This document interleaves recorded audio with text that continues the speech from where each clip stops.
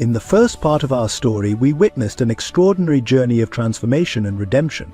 We saw how a chance encounter at James L. Dott's lavish birthday party brought together an unlikely group of individuals: Charlotte, a struggling single mother with a hidden talent; Caleb, her prodigiously gifted son; James himself, a wealthy businessman grappling with personal demons; and Noah, a perceptive music producer with a heart of gold. From this serendipitous meeting, a remarkable story unfolded. We watched as Charlotte and Caleb's lives were transformed, their musical talents nurtured and brought to the world stage. We saw James embark on a path of redemption, finding purpose in supporting their journey. And we observed Noah's steady guidance, helping to navigate the complex world of the music industry. Their rise to fame was not without its challenges.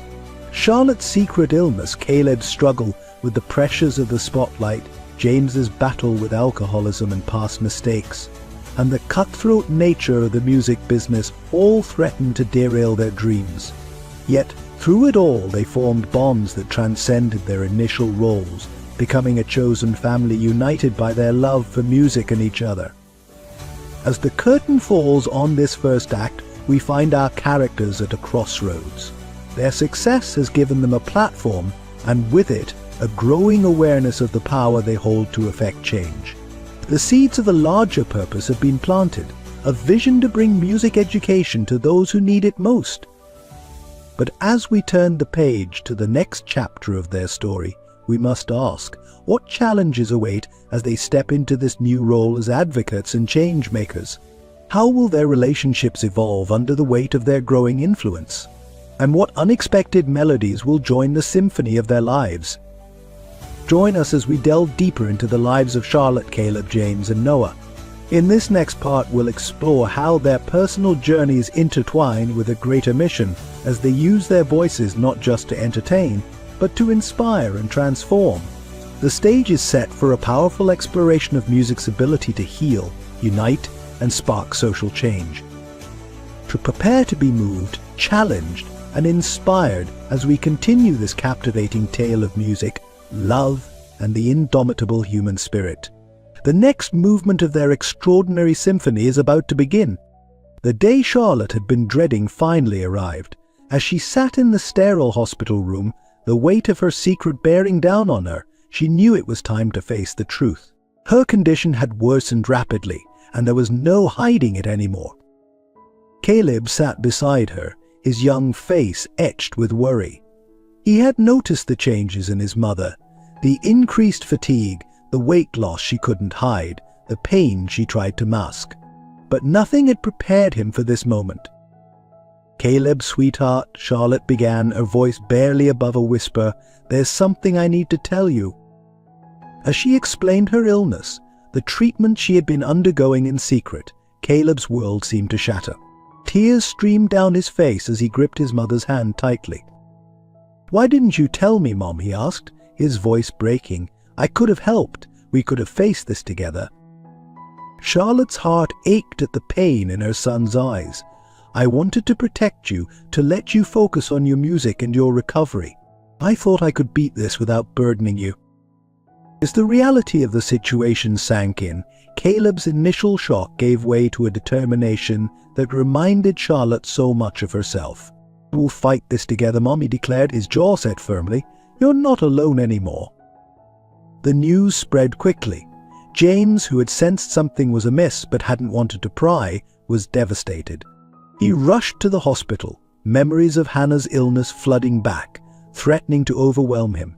But as he entered Charlotte's room and saw Caleb's brave face, James knew he had to be strong for them both. "Charlotte," he said, his voice thick with emotion, "I'm here. Whatever you need, whatever I can do, just name it."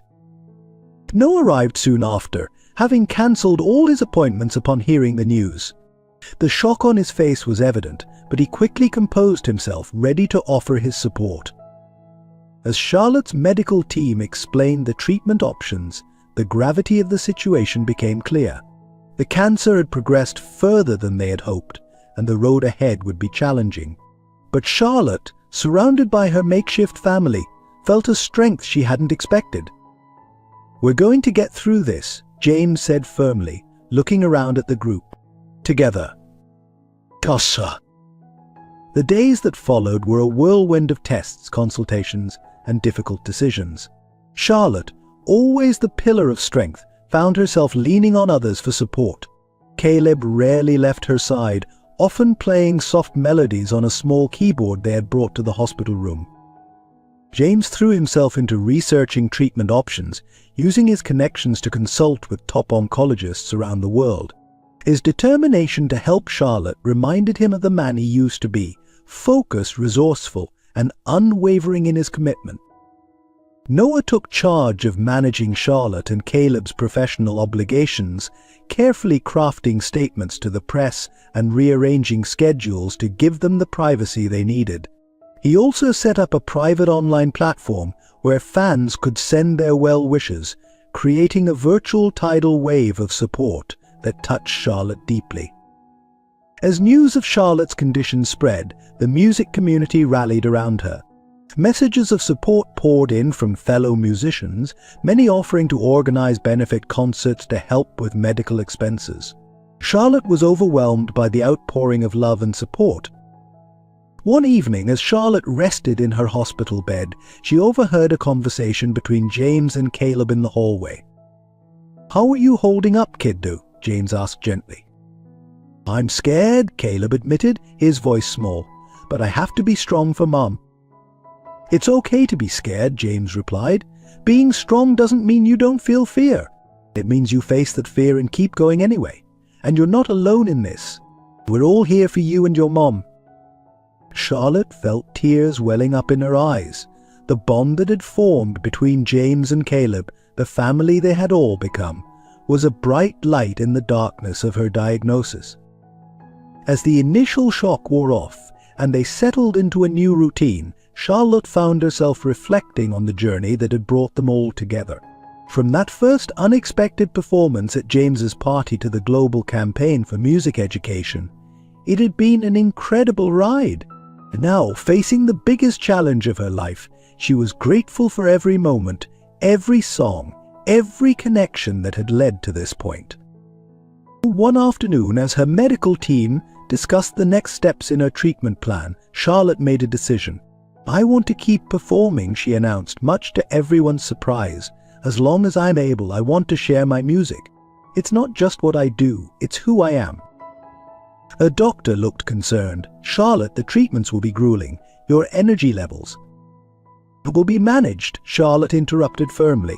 "Music has always been my strength. I won't let this illness take that away from me." Caleb, who had been quietly listening, spoke up. "We'll do it together, Mom, like always." James and Noah exchanged glances, a mix of admiration and worry on their faces. They knew better than to argue with Charlotte when her mind was made up. "All right," Noah said, a small smile playing on his lips. "Let's see what we can arrange.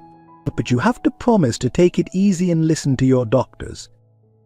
As they began to discuss potential performances and appearances, Charlotte felt a renewed sense of purpose. Yes, the road ahead would be difficult. There would be days of pain, of doubt, of fear.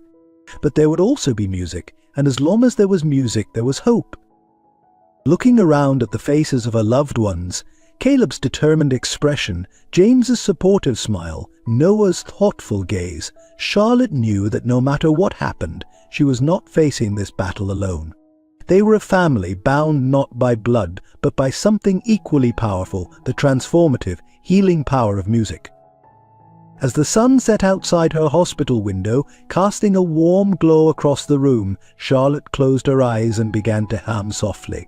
It was the beginning of a new melody, one that spoke of struggle and hope, of fear and courage, of the unbreakable bonds of love and family.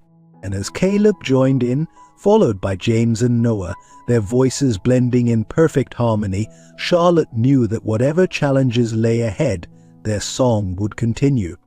The months following Charlotte's diagnosis were a whirlwind of emotions for Caleb. At just 12 years old, he found himself grappling with challenges that would test even the strongest of adults. The young prodigy, once solely focused on his music, was now navigating a complex landscape of fear, responsibility, and evolving artistry. Caleb's days took on a new rhythm. Mornings were spent at the hospital with Charlotte, often playing soft melodies on a portable keyboard as she underwent her treatments. Afternoons were divided between schoolwork and music practice, with James or Noah supervising to ensure he didn't overexert himself. Evenings were for family time, often spent in Charlotte's hospital room, sharing stories, laughter, and of course music. As Charlotte's treatment progressed, Caleb found himself taking on more responsibilities at home, and he learned to cook simple meals, do laundry, and keep their apartment tidy. James, seeing the boy's determination, gently guided him, teaching him life skills while ensuring he didn't shoulder too much burden. "You're doing great, kid," James would say, ruffling Caleb's hair. "But remember, it's okay to be a kid too. Your mom wouldn't want you to lose that." Despite the challenges, or perhaps because of them, Caleb's music began to evolve in unexpected ways. The classical pieces that had once been his sole focus now intertwined with more contemporary sounds. He experimented with fusion, blending Bach with beatboxing, Mozart with modern pop. One day, as Caleb was practicing in the hospital's sunroom, a young patient stopped to listen. The boy, bald from chemotherapy and pulling an IV stand, was transfixed by Caleb's playing. "That's so cool," the boy exclaimed. "I've never heard classical music sound like that before." Caleb smiled, an idea forming in his mind. He began to play a popular pop song, but with a classical twist. Soon other patients gathered around, their faces lighting up with joy. From that day on, Caleb started giving impromptu concerts in the pediatric ward. His music, a bridge between classical and contemporary, brought moments of joy to children facing their own battles. Charlotte, watching from her wheelchair, felt her heart swell with pride. "You're finding your voice, sweetheart," she told him later. "Your true voice?" As word of Caleb's hospital performances spread, Noah saw an opportunity. He arranged for a small recording setup to be installed in Charlotte's hospital room. Together, mother and son began to compose and record new music, their styles blending and complementing each other in ways they never had before. Their first release, a digital EP titled Hospital Harmonies, took the music world by storm. Critics praised its innovative sound and raw emotional honesty. Fans were moved by the story behind the music, and the tracks quickly climbed the charts. But with success came new challenges. The media attention intensified, and Caleb found himself thrust into the spotlight in a way he never had been before. Interviews, photo shoots, and public appearances began to fill his schedule. James, protective as ever, worked with Noah to ensure Caleb's well-being remained the top priority. They carefully managed his commitments, ensuring he had time for school, rest, and simply being a kid. One evening, after a particularly grueling day of interviews and performances, Caleb broke down in tears. "I don't know if I can do this, Uncle James," he sobbed. "I'm so tired and I'm worried about Mom, and I miss just playing for fun." James held the boy close, his heart aching. "It's okay, Caleb. It's okay to feel overwhelmed. You're carrying so much on your young shoulders, but remember, you're not alone. We're all here for you." That night, James, Noah, and Charlotte had a long discussion about Caleb's future. They agreed to scale back his public appearances and focus more on his personal growth and well-being. As autumn turned to winter, Caleb's music continued to evolve. He started incorporating elements of jazz, world music, and even electronic sounds into his compositions. Each piece seemed to tell a story of love, loss, of hope, and of the journey he and his mother were on. In Charlotte's birthday, Caleb unveiled his most ambitious project yet, a multimedia piece that combined his piano playing with digital effects, telling the story of their family through music and visuals. As the last notes faded away, there wasn't a dry eye in the room. Charlotte pulled her son into a tight embrace. "You've grown so much," she whispered. "Not just as a musician, but as a person. I'm so proud of you, Caleb." As they held each other, Caleb realized that he had indeed changed.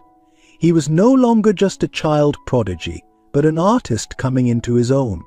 The challenges he had faced, the responsibilities he had shouldered, had shaped him in ways he was only beginning to understand. Looking around at the faces of his family, Charlotte, James, Noah, Caleb felt a surge of love and gratitude. He knew that whatever the future held, whatever music he would create, it would be built on the foundation of love and support that surrounded him. As he sat down at the piano once more, his fingers hovering over the keys, Caleb smiled.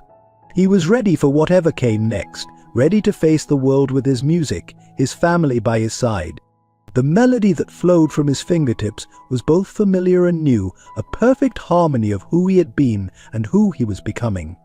As Charlotte's illness progressed and Caleb's musical journey evolved, James found himself stepping into a role he never imagined, that of a father figure and pillar of support for this unconventional family.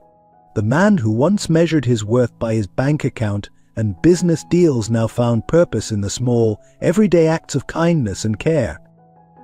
Each morning, James would arrive at the hospital with fresh flowers for Charlotte's room and a homemade breakfast for Caleb. He'd sit with Charlotte during her treatments, holding her hand and sharing stories of his own journey to redemption. In those quiet moments, James felt a connection he had thought lost forever after Hannah's death. "Go no," Charlotte said one day, her voice weak but her eyes bright. "You've become the heart of this little family of ours, James." James felt a lump in his throat. "You and Caleb gave me a second chance at life," he replied softly. "I'm just trying to repay that debt." But James's support extended beyond emotional care. He threw himself into expanding their music education initiative with renewed vigor. Drawing on his years of business experience, James began approaching corporations and philanthropists, pitching the idea of a nationwide program to bring music education to underprivileged schools. His passion was infectious. In boardrooms and at charity galas, James spoke eloquently about the transformative power of music, using Caleb's story as a shining example. Slowly but surely, donations began to pour in. One evening, as James was working late on a proposal, Caleb found him in the study. "Uncle James," he said hesitantly, "can I ask you something?" James set aside his work immediately. "Of course, kiddo. What's on your mind?" Caleb's eyes were serious as he spoke. "How do you do it? How do you keep going, keep helping us, even when things get tough?" James considered the question carefully. "You know, Caleb, for a long time I thought success was about how much money you had or how powerful you were. But I've learned that true success is about the lives you touch, the difference you make. Helping you and your mom, it's given my life meaning again." As the music education initiative gained momentum, James found himself traveling more, speaking at conferences and meeting with education officials. But he always made sure to be back for Caleb's performances and Charlotte's important doctor appointments. During one such trip, James received a call from Noah. Charlotte's condition had taken a turn for the worse, and she had been rushed to the ICU. James immediately chartered a private jet, his heart racing with fear and memories of Hannah's final days. As he sat by Charlotte's bedside, holding her frail hand, James made a silent vow. He would do everything in his power to ensure that Caleb would always be cared for, that their music would continue to touch lives, that the legacy Charlotte had built would endure. When Charlotte regained consciousness, she found James there, his eyes red-rimmed but determined. "James," she whispered, "promise me you'll look after Caleb." "With everything I have," James replied, his voice thick with emotion. "He's family now." "You both are." In the weeks that followed, as Charlotte's health stabilized, James redoubled his efforts. He worked tirelessly to secure funding for a state-of-the-art music therapy wing at the hospital, named in Charlotte's honor. He set up a trust fund for Caleb's education and future, ensuring that the young musician would always have the resources to pursue his dreams. But perhaps James's greatest achievement was the day-to-day support he provided. From helping Caleb with his homework to ensuring Charlotte had the best care possible, James became the steady rock upon which their family could lean. As he watched Caleb perform at a benefit concert for the Music Education Initiative, James felt a profound sense of pride and purpose. This, he realized, was what true success felt like, not the accolades or the wealth, but the knowledge that he was part of something greater than himself, that he was making a real difference in the world. The journey of redemption was far from over, but James knew he was on the right path. With every note Caleb played, with every life touched by their music education program, James felt the wounds of his past healing, replaced by the joy of a life lived in service to others. If you've been moved by James's journey of redemption and the power of second chances, we'd love for you to join our community. Subscribe to our channel for more inspiring stories that remind us of the beauty of the human spirit and the transformative power of music. Your support helps us continue sharing these important messages of hope and resilience. The warm summer breeze carried the scent of freshly cut grass as Caleb practiced his latest composition in the garden. The peaceful afternoon was suddenly interrupted by the sound of a car pulling up to the driveway. Caleb looked up, curiosity piqued, as a sleek black sedan came to a stop. The door opened and a man stepped out. Tall, well-dressed, with a face that seemed vaguely familiar, he approached with confident strides. Caleb's heart began to race as a long, buried memory surfaced. "Caleb," the man called out, his voice a mixture of hesitation and hope. "It's me, your father." "Marcus." The world seemed to tilt on its axis as Caleb stared at the man who had been absent for most of his life. Before he could respond, Charlotte appeared at the doorway, her face pale with shock. "Marcus," she breathed, her voice barely above a whisper. "What are you doing here?"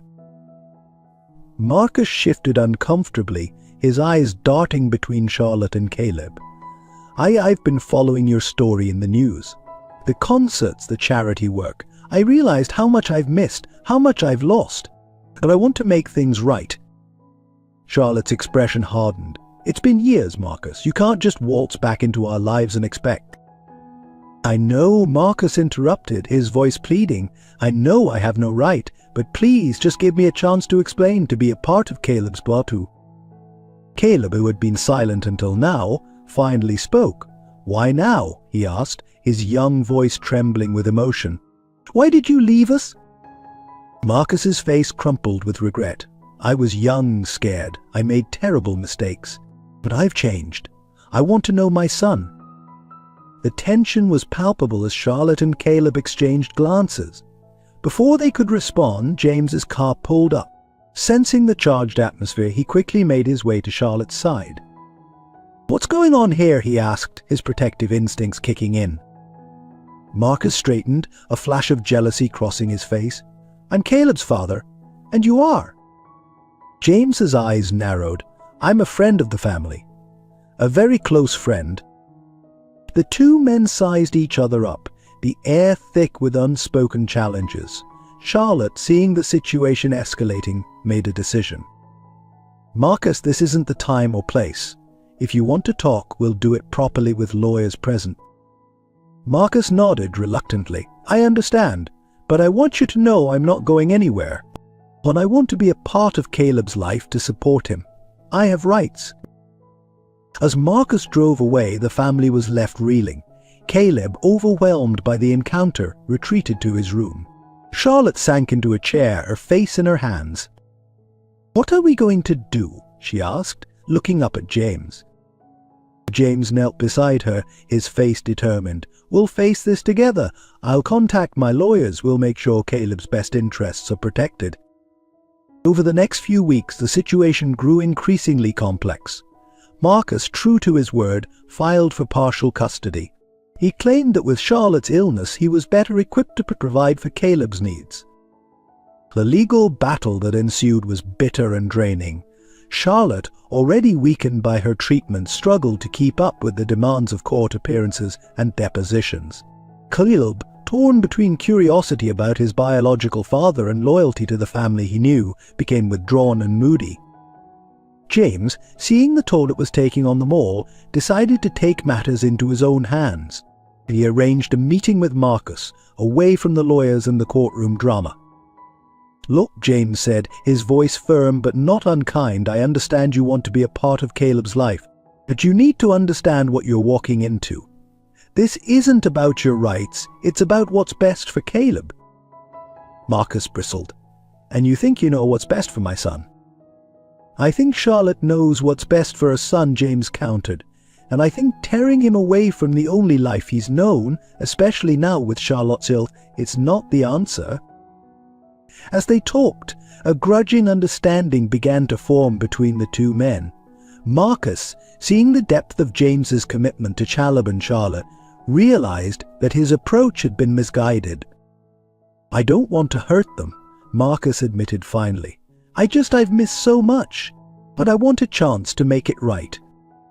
James nodded, an idea forming. Then let's find a way to do that without destroying what Caleb and Charlotte have built. It doesn't have to be all or nothing. In the end, a compromise was reached. Marcus agreed to withdraw his custody suit in exchange for structured visitation rights. He would be allowed to attend Caleb's performances and gradually build a relationship with his son, under Charlotte's supervision. As the dust settled, the family found itself adjusting to a new normal. Caleb, initially wary, began to open up to the idea of knowing his biological father. Charlotte, while still guarded, recognized the potential benefits of Caleb having a relationship with Marcus. And James, ever the pillar of support, continued to stand by them, navigating this new chapter with grace and understanding.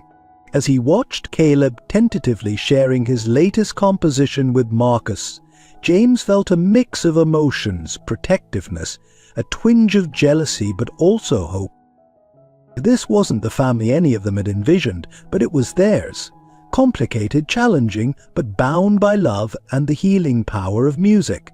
As the notes of Caleb's song filled the air, James knew that together they would find their harmony. Noah stood at the window of his high-rise office, gazing out at the city skyline. The view that once energized him now seemed distant and cold. His phone buzzed incessantly with messages and emails, each one a reminder of the mounting pressures he faced. As Charlotte and Caleb's manager, Noah had always prided himself on his ability to balance the demands of the music industry with the well-being of his clients. But lately that balance felt increasingly precarious. Charlotte's illness had thrown their carefully planned tour into disarray. Venues needed to be rescheduled, contracts renegotiated, and press statements carefully crafted, all while ensuring that Charlotte received the best possible care and Caleb was protected from the harsh realities of the situation. Noah ran a hand through his hair, noticing with a start that it was graying at the temples.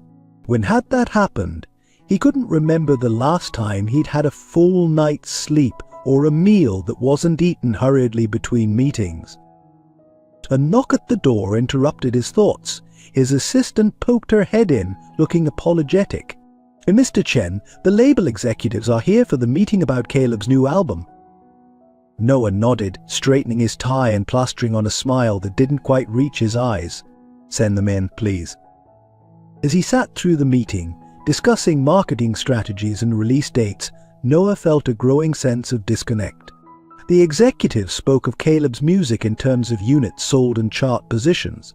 They didn't see the vulnerable young boy pouring his heart into every note, trying to make sense of his mother's illness through his art. "We need to strike while the iron is hot," one executive was saying. "The publicity from Charlotte's condition could really boost sales if we play it right." Noah felt a surge of anger. "Absolutely not," he said firmly, cutting off the discussion. "We are not exploiting Charlotte's illness or Caleb's pain for sales. That's not up for debate." The meeting ended on a tense note, with the executives grumbling about Noah's lack of business sense. As they filed out, Noah slumped in his chair, exhausted. He picked up a framed photo on his desk, a candid shot of Charlotte and Caleb laughing during a recording session. Noah remembered that day vividly. The joy in the studio, the magic of their music coming together. When had it all become so complicated? That evening, as Noah drove to the hospital to visit Charlotte, he found himself questioning everything. Was he really doing what was best for Charlotte and Caleb? Or had he become so caught up in the machine of the music industry that he'd lost sight of what truly mattered? Charlotte, despite her weakened state, noticed Noah's distress immediately. "What's wrong?" she asked, patting the bed beside her. Noah sat heavily, the weight of his thoughts pressing down on him. "I don't know if I can do this anymore, Charlotte," he admitted. "The industry, the pressure, it's all becoming too much. I feel like I'm failing you and Caleb." Charlotte reached out, taking Noah's hand in hers. "Oh, Noah," she said softly, "you've been our rock through all of this. We couldn't have made it this far without you." Her words, meant to comfort, only intensified Noah's inner turmoil. "But at what cost?" he asked. "I'm tired, Charlotte, so tired. And I'm starting to wonder if this is really the best way to honor your music, to protect Caleb's future." They talked long into the night about the pressures of the industry, the toll it was taking on all of them, and the uncertain future that lay ahead. As Noah left the hospital, he felt both lighter for having shared his burden and heavier with the realization that something needed to change. Over the next few weeks, Noah found himself at a crossroads. He threw himself into work, trying to drown out his doubts with activity. But the nagging feeling persisted, growing stronger with each passing day. It all came to a head during a charity concert for music education, a cause close to Charlotte and Caleb's hearts. As Noah watched Caleb perform, pouring his soul into every note, something shifted inside him. This, he realized, was what it was all about. Not the charts, not the sales, but the pure, transformative power of music. The way it could heal, inspire, and bring people together. In that moment, Noah made a decision. He would step back from the high-pressure world of mainstream music management. Instead, he would focus on nurturing young talents like Caleb, on projects that aligned with the values Charlotte had always championed. It wouldn't be easy. His income would take a hit, and he'd be walking away from the prestige he'd worked so hard to build. But as he watched Caleb take his final bow, Noah felt a sense of peace he hadn't experienced in years. He approached Charlotte and Caleb after the show, his mind made up. "I have an idea," he began, a new light in his eyes. "It's going to mean some big changes, but I think it's the right thing to do." As Noah outlined his vision, a small, ethically run agency focused on nurturing young musicians and promoting music education, he saw understanding and approval dawn in Charlotte's eyes. "It sounds perfect, Noah," she said, squeezing his hand. "It sounds like you." Caleb, picking up on the excitement, chimed in, "Does this mean we'll get to work with more kids like me, Uncle Noah?" Noah ruffled Caleb's hair, feeling a weight lift from his shoulders. "That's exactly what it means, kid do. We're going to make music that matters." As they left the venue that night, Noah felt a renewed sense of purpose. The road ahead would be challenging, but for the first time in a long while, he was excited about the future. He had rediscovered his passion, his reason for entering the music world in the first place. Noah looked up at the star-filled sky, a small smile playing on his lips. Sometimes he realized burnout wasn't an end. It was a beginning, a chance to realign, to remember what truly mattered. And for Noah, what mattered was the music, the people, and the difference they could make together. Tommy stepped out of his car, taking a deep breath as he approached the sprawling estate. It had been months since his emotional reunion with James in the park, and while their relationship had been slowly mending, this was his first time visiting the place James now called home. As he neared the front door, Tommy heard the faint sound of a piano. The melody was hauntingly beautiful, tinged with a complexity that belied the young age of its player. He knocked softly, not wanting to interrupt the music. James answered, a warm smile spreading across his face. "Tommy, you made it," he said, pulling his younger brother into a tight embrace. As they entered the living room, Tommy saw Caleb at the piano, his small fingers dancing across the keys with a grace that seemed almost supernatural. Charlotte sat nearby, her face pale but her eyes shining with pride as she watched her son play. "Caleb," James called softly as the piece came to an end, "there's someone I'd like you to meet. This is my brother, Tommy." Caleb looked up, curiosity evident in his young face. "Your Uncle James's brother?" he asked, sliding off the piano bench and approaching Tommy. Tommy knelt down to Caleb's level, feeling a strange mix of nervousness and excitement. "That's right," he said. "I've heard a lot about you, Caleb. Your music is amazing." As the day progressed, Tommy found himself drawn into the unique dynamic of this unconventional family.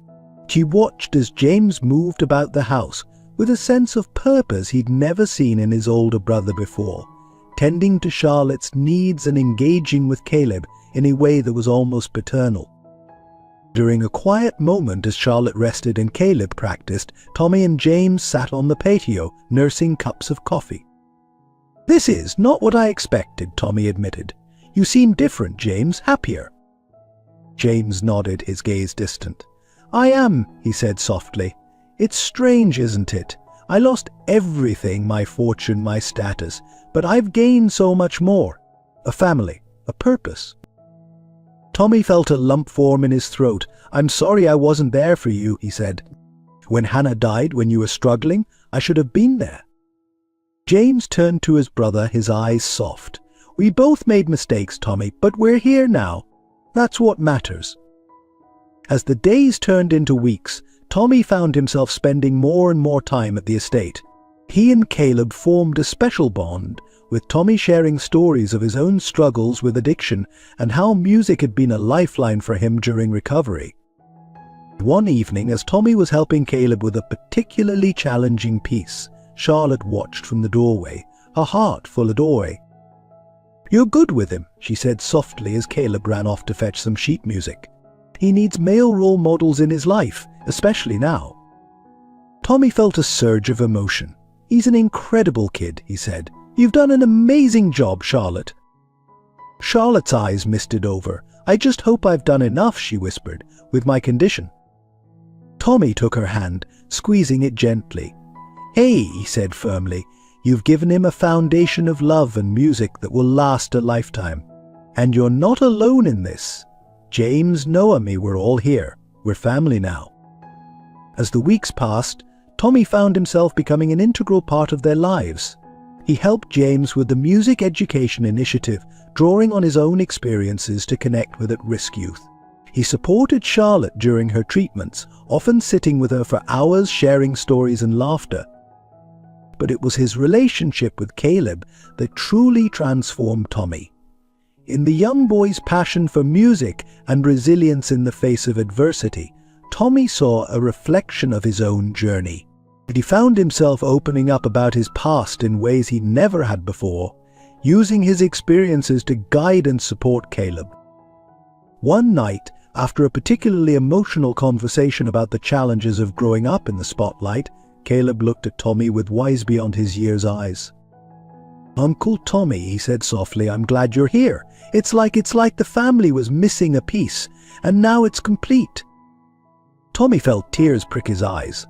"I'm glad I'm here too, kiddo," he managed, "more than you know." As he left that night, Tommy paused at the door, looking back at the warm light spilling from the windows. He thought about the twists and turns of life that had brought him to this point, the mistakes, the struggles, the long road to recovery. And now, here he was, part of something beautiful and meaningful. James joined him on the porch, wrapping an arm around his shoulders. "You okay?" he asked. Tommy nodded, a smile spreading across his face. "Yeah," he said, "I think I finally am." As the brothers stood there, the soft sound of Caleb's piano drifted through the night air. It was a new composition, one that spoke of family, of healing, of second chances. And as Tommy listened, he knew that he had found his place, his purpose. In this unconventional family bound together by love and music, he had found his home. The idea for a groundbreaking music therapy program was born on a quiet afternoon in Charlotte's hospital room. Caleb was playing a gentle melody on his portable keyboard, his music filling the sterile space with warmth and life. As Charlotte watched her son play, she noticed how the other patients in the ward seemed to perk up, their faces brightening as the music washed over them. "You know," Charlotte mused, her voice weak but her eyes bright with inspiration, "we might be onto something here." James, who had been quietly working on his laptop in the corner, looked up. "What do you mean?" Charlotte gestured towards the other patients. Look at how they're responding to Caleb's music. It's not just entertainment, it's healing. That conversation sparked a flurry of activity. James, with his business acumen, and Noah, with his music industry connections, began researching existing music therapy programs. They discovered that while music therapy was a recognized field, there was a gap in programs that combined professional-level musicianship with therapeutic techniques. Caleb, excited by the prospect of using his talent to help others, threw himself into learning about music therapy. He spent hours reading studies and watching videos, his young mind absorbing information like a sponge. "Mum," he said one day, his eyes shining with enthusiasm, "what if we could create a program where kids like me could play for patients, but also learn how to use music to help them feel better?" Charlotte smiled, running her fingers through her son's hair.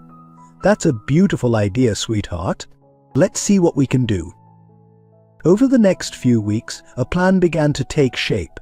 They envisioned a program that would pair young musicians with patients, not just for performances, but for interactive sessions designed to aid in healing and emotional well-being. James reached out to his contacts in the medical field, arranging meetings with hospital administrators and researchers. Noah tapped into his network of musicians and music educators, gathering support and expertise. However, as they delved deeper into the development of the program, challenges began to emerge. The medical community, while intrigued by the concept, was hesitant to fully embrace what they saw as an unconventional approach. "We need hard data," one skeptical doctor told them during a presentation. "Anecdotal evidence isn't enough to justify allocating resources to this program."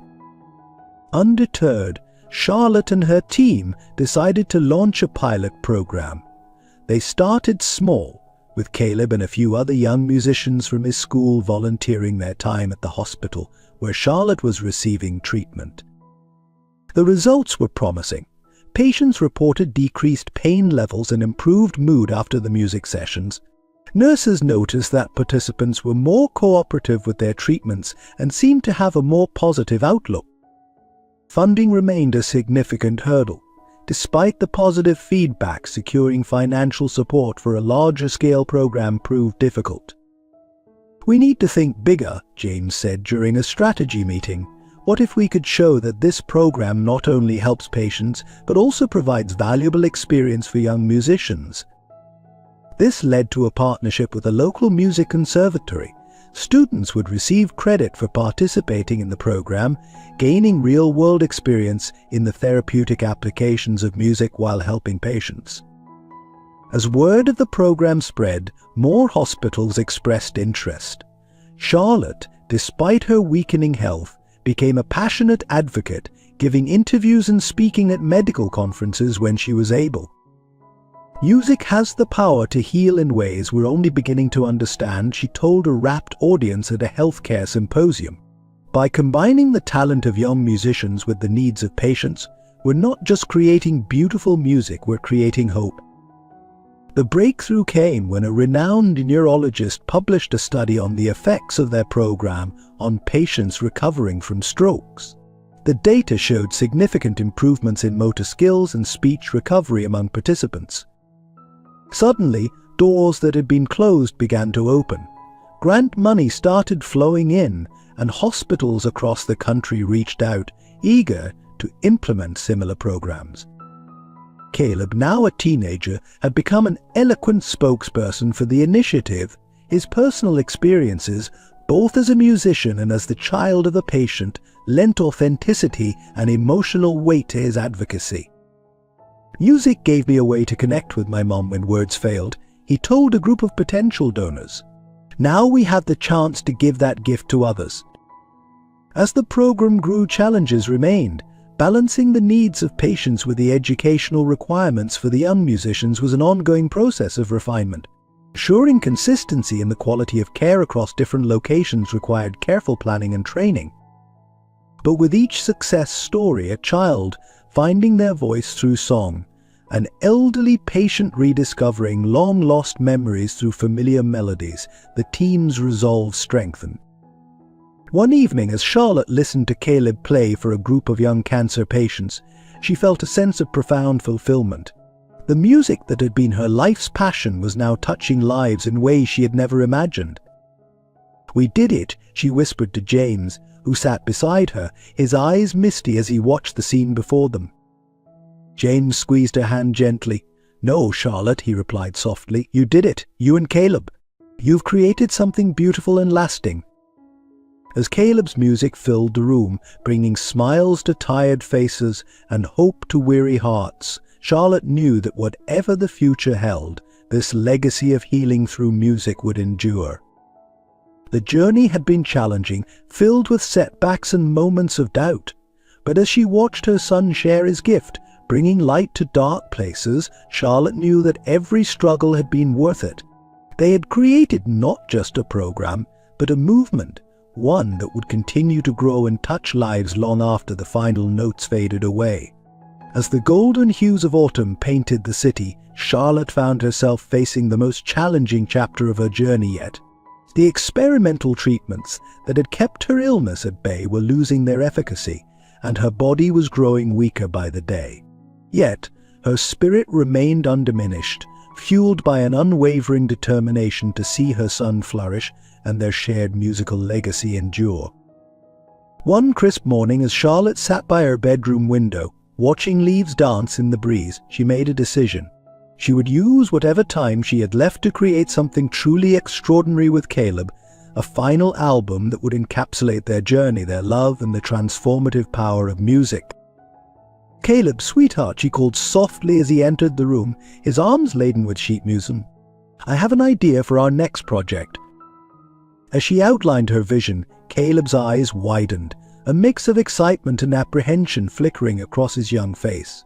He understood the unspoken weight of this endeavor, the possibility that it might be their last collaboration. "It's perfect, Mom," he said, his voice thick with emotion. "Let's do it." The following weeks were a whirlwind of creativity and emotion. Charlotte, despite her failing health, threw herself into the project with renewed vigor.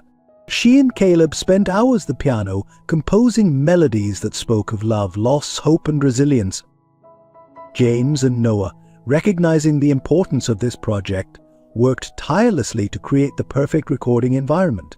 They transformed a room in the house into a state-of-the-art studio, ensuring Charlotte could work comfortably without the strain of travel. As word of the project spread, offers of support poured in from across the music industry. Renowned musicians volunteered their talents, eager to be part of this poignant musical journey. But the heart of the album remained Charlotte and Caleb's unique bond. Each song was a testament to their relationship, a mother's love, a son's devotion, and the music that had been their shared language through it all. Recording sessions were often emotional affairs. There were days when Charlotte's strength would falter, her voice barely above a whisper. But Caleb was always there, supporting her, his young hands steady on the piano keys. "You can do it, Mum," he'd encourage gently. "Just one more take." And Charlotte, drawing strength from her son's unwavering faith, would rally, her voice finding new depths of expression born from her struggles. As the album took shape, it became clear that this was more than just a collection of songs. It was a musical biography, chronicling their journey from a struggling single mother and her prodigy son to the acclaimed duo they had become. Each track told a story of hardships overcome, of dreams realized, of the healing power of music. The title track, Eternal Melody, was a haunting duet that brought tears to the eyes of everyone in the studio. Charlotte's voice, though frail, carried a lifetime of emotion, intertwining beautifully with Caleb's pure youthful tones. It was a love letter from mother to son, a promise of an enduring connection that transcended physical boundaries. As they neared completion of the album, Charlotte's health took a sharp decline. There were days when she could barely leave her bed, let alone sing. But she refused to give up, insisting on finishing what they had started. "This is my gift to you, Caleb," she said during a particularly difficult session. "Our music, our story, it will live on long after I'm gone." Caleb, showing a maturity beyond his years, stepped up in remarkable ways. He took on more responsibility in the production process, making decisions and guiding the project forward when Charlotte was too weak to do so. The final recording session was a bittersweet affair. Charlotte, summoning every ounce of her remaining strength, delivered a performance that left everyone in the studio in awe. Her voice, infused with a lifetime of love and the poignancy of imminent farewell, soared and dipped, telling their story one last time. As the last note faded, there wasn't a dry eye in the room. Caleb rushed to embrace his mother, both of them overcome with emotion. "We did it, Mum," he whispered. "We really did it." Charlotte smiled, her eyes shining with pride and love. "Yes, we did, my darling boy, and it's beautiful." In the days that followed, as Charlotte's condition worsened, the album became a source of comfort and joy. She would listen to the rough cuts, a peaceful smile on her face, as the music transported her back to the magical moments of creation. The album, titled Eternal Melody, A Mother's Love, was released to critical acclaim. It topped charts worldwide, touching hearts with its raw emotion and exquisite musicality. But more than its commercial success, it stood as a testament to the unbreakable bond between a mother and son, and the transcendent power of music to connect, heal, and inspire. As Charlotte's strength ebbed, she found solace in the knowledge that their music would live on, that their story would continue to touch lives. And Caleb, though facing the prospect of losing his mother, knew that in every note they had created together, a part of her would always remain, guiding him, loving him, an eternal melody in his heart. Caleb stood backstage, his heart pounding as he listened to the roar of the crowd. This was his first solo performance since the release of Eternal Melody, and the weight of expectation felt heavier than ever. He closed his eyes, taking a deep breath, trying to channel the calm he always felt when his mother was by his side. "You've got this, kiddo," James's reassuring voice came from behind him.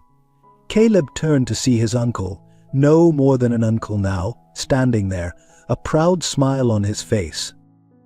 Caleb nodded, grateful for the support. As he stepped onto the stage, the lights blinding and the applause deafening, he felt a familiar presence. It wasn't just the memory of Charlotte that filled him, but a sense that she was there watching over him. The concert was a whirlwind of emotion. Caleb played pieces from their final album, his fingers dancing across the keys with a maturity that belied his young age. But it was when he debuted his new solo work that the audience truly fell silent in awe. This was Caleb as they had never heard him before, his music speaking of loss, of growth, of finding strength in the darkest of times. It was raw, it was powerful, and it was undeniably brilliant.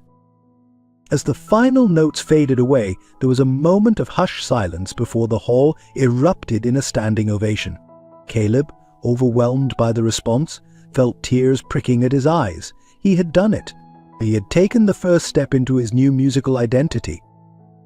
Backstage, after the concert, Caleb was surrounded by well-wishers and industry executives, all clamoring for his attention. But amidst the chaos, he felt a growing sense of unease. "Uncle James," he said quietly, pulling his guardian aside, "can we talk?" In the privacy of the dressing room, Caleb's composure crumbled. "I don't know if I can do this," he confessed, his voice trembling. "Everyone expects me to be this prodigy, to carry on Mom's legacy. But what if I'm not good enough? What if I let her down?" James listened patiently, his heart aching for the young boy who had been thrust into adulthood far too soon. "Caleb," he said gently, "your mother would be proud of you no matter what.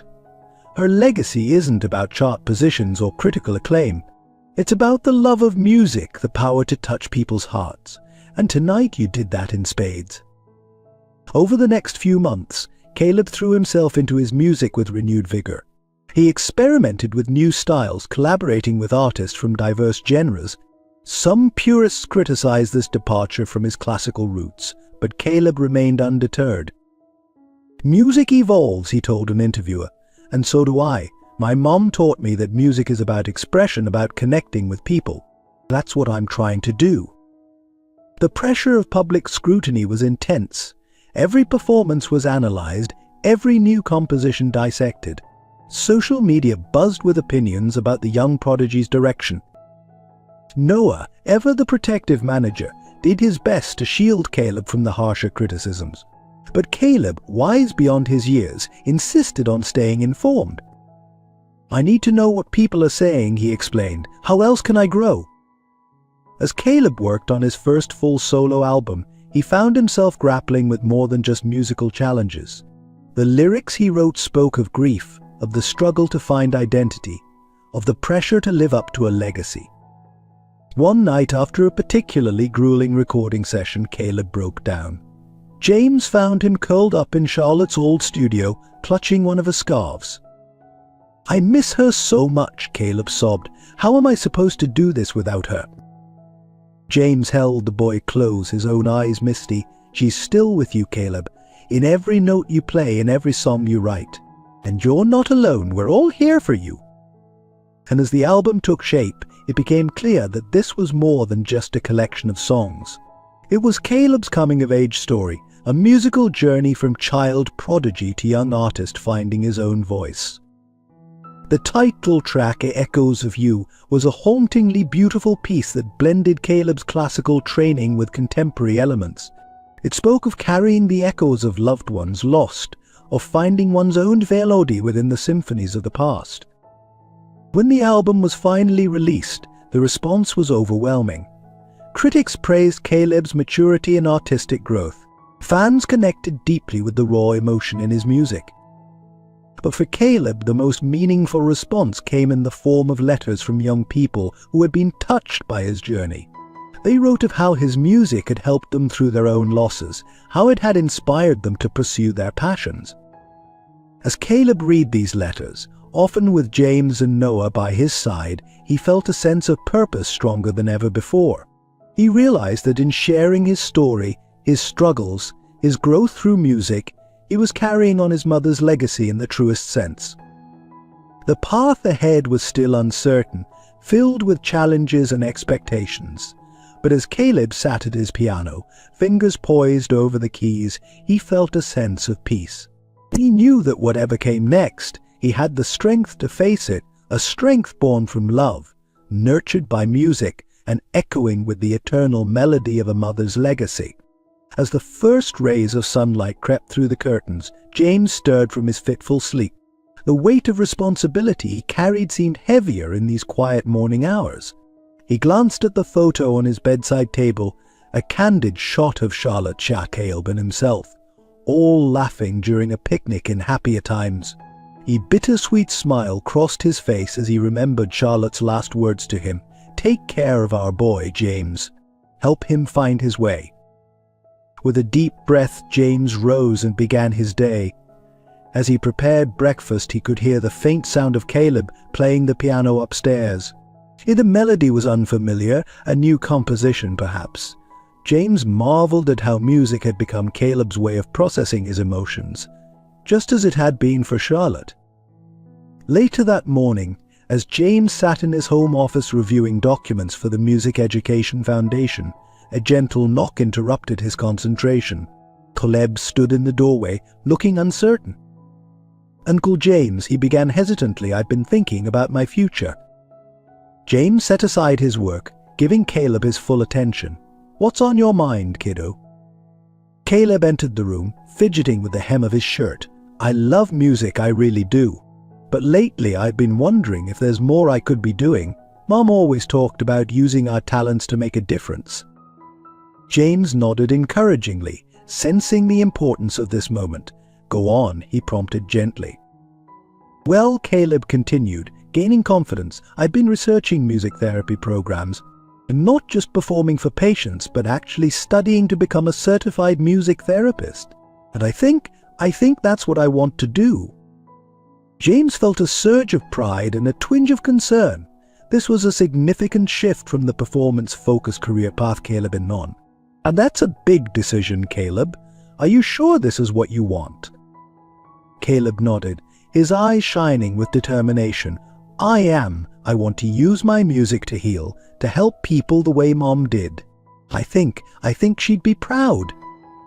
James stood up and embraced Caleb tightly. "She would be incredibly proud, Caleb.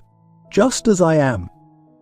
Over the next few weeks, James threw himself into researching music therapy programs and how to balance this new direction with Caleb's existing commitments. He consulted with Noah, educational experts, and even reached out to leading music therapists for advice. The transition wasn't easy. Some in the industry saw Caleb's decision as squandering his potential as a performer. There were heated discussions with the record label about contract obligations and future albums.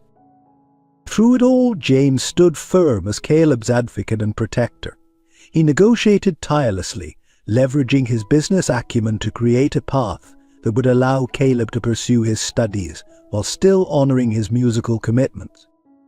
One evening, after a particularly grueling day of meetings, James found himself alone in Charlotte's old studio. He sat at the piano, his fingers ghosting over the keys she had once played. "Am I doing the right thing, Charlotte?" he whispered to the empty room. "Am I honoring your wishes? Protecting him enough? Letting him grow?" As if in answer, his eyes fell on a piece of sheet music tucked into the piano bench. It was an unfinished composition of Charlotte's, titled Wings to Fly. At the bottom, in her elegant handwriting, was a note for Caleb: "May you always have the courage to soar." James felt a warmth spread through his chest. He realized that his role wasn't to dictate Caleb's path, but to give him the support and freedom to find his own way, just as Charlotte would have wanted. With renewed determination, James redoubled his efforts. He worked with Noah to create a flexible recording schedule that would accommodate Caleb's studies. He used his connections to set up internships and mentorship opportunities in music therapy programs. Most importantly, he made sure to carve out time each day to simply be there for Caleb, to listen, to offer guidance when asked, and to provide the stable, loving presence the boy needed as he navigated this new chapter of his life. As months passed, James watched with pride as Caleb blossomed. The young man's music took on new depths, informed by his studies and experiences in music therapy. His performances, though less frequent, carried a power and authenticity that moved audiences in profound ways. One night, after Caleb had given a benefit concert for the children's hospital where he was interning, James found him sitting quietly backstage. "You were amazing out there," James said, sitting beside him. Caleb smiled, a mix of joy and melancholy in his eyes. "I felt her with me tonight, Uncle James. Mom, it was like she was guiding my hands on the keys." James put his arm around Caleb's shoulders. "She's always with you, Caleb. In your music, in your heart, in the lives you're touching. And I know, without a doubt, that she is so proud of the man you're becoming." As they sat there, sharing a moment of quiet understanding, James felt a sense of peace wash over him. The road ahead would still have its challenges, but he knew they would face them together, as a family. In helping Caleb find his wings, James had discovered his own purpose, carrying forward Charlotte's legacy of love, music, and healing. As the sun dipped below the horizon, casting a warm glow across the city skyline, James sat in his study, lost in thought. The past few years had been a whirlwind of change, growth, and unexpected challenges.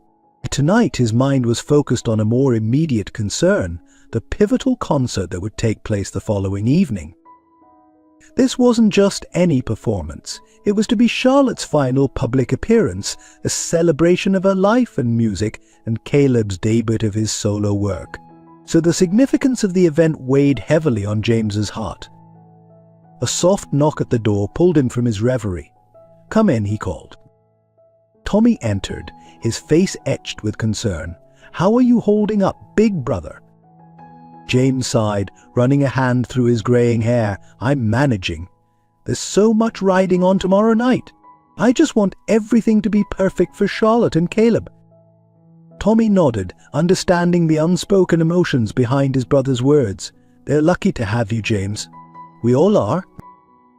As the brothers talked, discussing last-minute arrangements and sharing memories of Charlotte, the sound of a piano drifted through the house. Caleb was practicing, his music a poignant reminder of the journey that had brought them all together.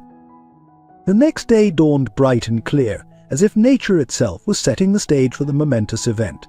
The concert hall buzzed with activity as final preparations were made. Backstage, a nervous energy permeated the air.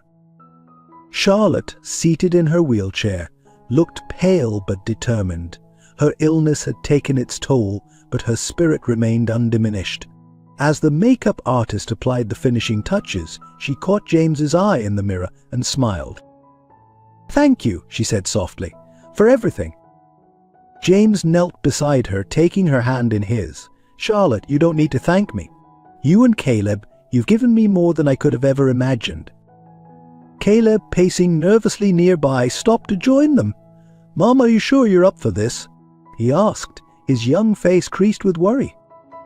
Charlotte reached out, cupping her son's cheek. "I've never been more ready for anything in my life, sweetheart. This is our night. Let's make it count."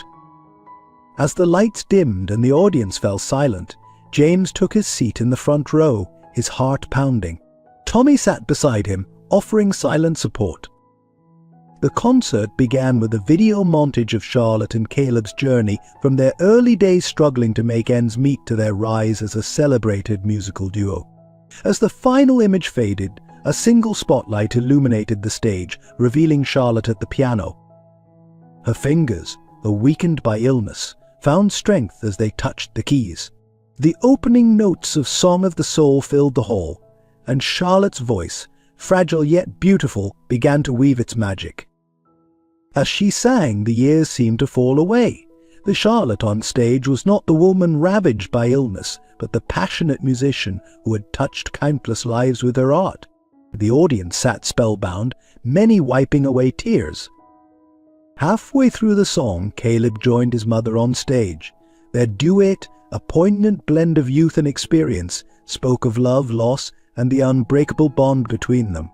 As the final notes faded away, the hall erupted in thunderous applause. Charlotte, visibly exhausted but radiant with joy, embraced her son. As she was wheeled off stage, she paused beside James, squeezing his hand. No words were needed, their eyes said it all. The second half of the concert belonged to Caleb. As he took center stage, James held his breath, feeling a mixture of pride and anxiety. This was Caleb's moment to step out of his mother's shadow and reveal his own artistic voice.